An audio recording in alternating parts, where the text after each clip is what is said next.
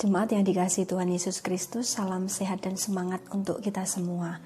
Mari kembali kita akan merenungkan firman Tuhan yang diambil dari Keluaran pasal 2 ayat 23 sampai 25. Keluaran pasal 2 ayat 23 sampai 25 yang demikian firman Tuhan. Lama sesudah itu, matilah Raja Mesir.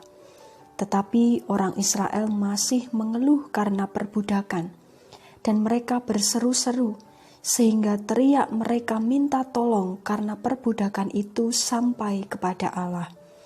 Allah mendengar mereka mengerang, lalu ia mengingat kepada perjanjiannya dengan Abraham, Ishak, dan Yakub. Maka Allah melihat orang Israel itu, dan Allah memperhatikan mereka. Amin. Kita akan merenungkan firman Tuhan saat ini dengan tema Tuhan mendengar doaku. Tentu saja setiap hari Bapak, Ibu, dan Saudara tidak lupa berdoa. Benar tidak? Entah itu berdoa ketika akan melakukan sesuatu atau sesudah melakukan sesuatu, maupun saat merasakan kondisi tertentu. Terkait dengan situasi dan kondisi saat ini, ada beberapa jemaat Tuhan sepakat berdoa di jam tertentu. Serentak di rumah masing-masing, mereka berdoa, mendoakan agar pandemi ini segera berakhir. Mengapa perlu berdoa?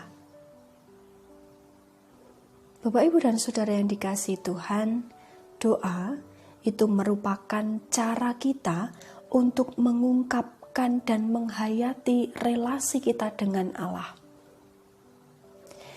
Kita bisa mengungkapkan isi hati kita, keluh kesah kita, syukur kita, rencana, impian, dan lain sebagainya. Dan kita menghayati karena doa itu merupakan sarana penghubung relasi antara manusia dengan Allah.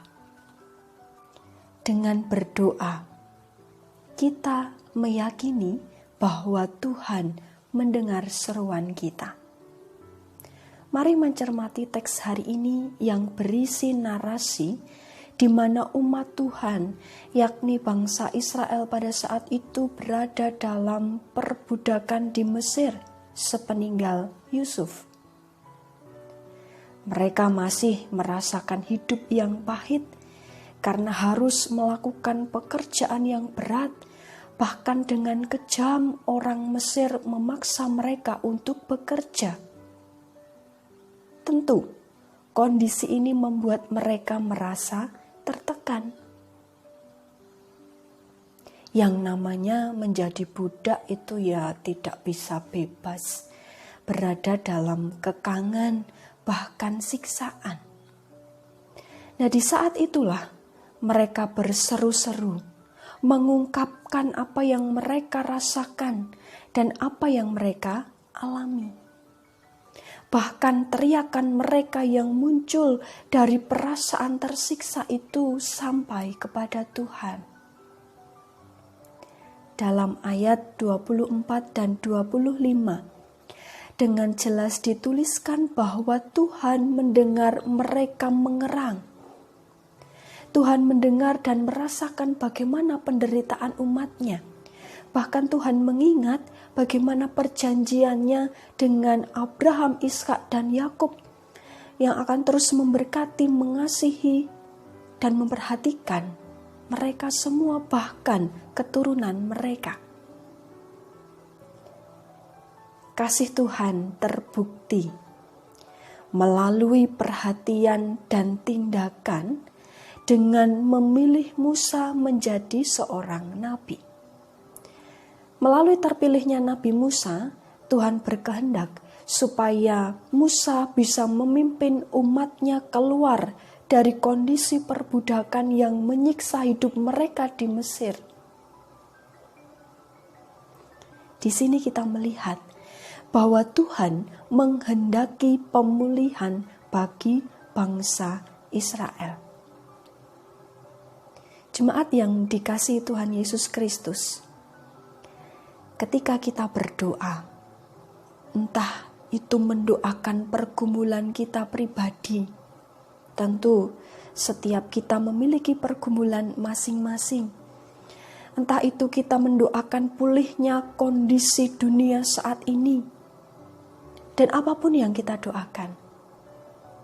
Namun kok sepertinya kondisi tidak segera membaik.